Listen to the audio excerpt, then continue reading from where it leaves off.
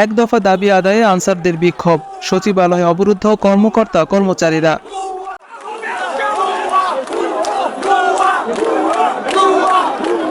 সচিবালয় থেকে সাজিদুল হক প্রান্তের পাঠানো তথ্যচিত্রে বিস্তারিত জানাচ্ছি মাসুম বিল্লাহ।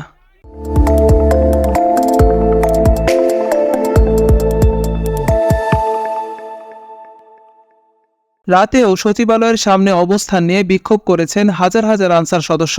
এতে সচিবালয়ের ভেতরে অবরুদ্ধ হয়ে পড়েছেন কর্মকর্তা কর্মচারীরা। সরেজমিনে দেখা গেছে হাজার হাজার আনসার সদস্য সকাল থেকে সচিবালয়ের সামনে অবস্থান নিয়ে বিক্ষোভ করেন। এক পর্যায়ে দুপুর 12টা থেকে তারা সচিবালয় অবরুদ্ধ করে রাখেন। এতে করে সবগুলো গেট বন্ধ হয়ে যায়। বিকেল 5টায় অফিস ছুটি হলেও কর্মকর্তা কর্মচারীরা বের হতে পারছেন না।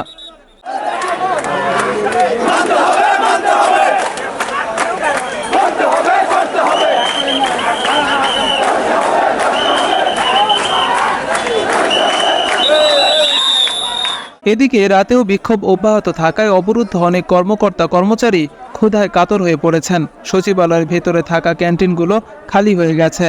এতে বিপাকে পড়েছেন কর্মকর্তা কর্মচারীরা।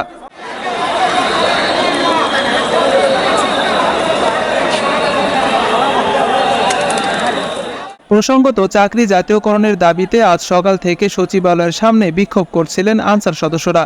এক পর্যায়ে দুপুরে সচিবালয়ে ঢুকে পড়েন বিক্ষোভকারী আনসারদের একাংশ। তারা সচিবালয়ে 3 নম্বর গেট দিয়ে আইনশৃঙ্খলা বাহিনীর বাধা উপেক্ষা করে ঢুকে পড়েন। পরে স্বরাষ্ট্র উপদেষ্টা লেফটেন্যান্ট জেনারেল অবসরপ্রাপ্ত মোহাম্মদ জাহাঙ্গীর আলম চৌধুরী তাদের প্রতিনিধিদের দাবি দেওয়া মেনে নেওয়ার আশ্বাস দিলে আন্দোলন স্থগিত রাখার ঘোষণা দেওয়া হয়। তবে কিছুক্ষণ পরে আবারও আন্দোলন শুরু করেন আনসার সদস্যরা। দাবি আদায় না হওয়া পর্যন্ত আন্দোলন চালিয়ে যাওয়ার ঘোষণা দেন তারা।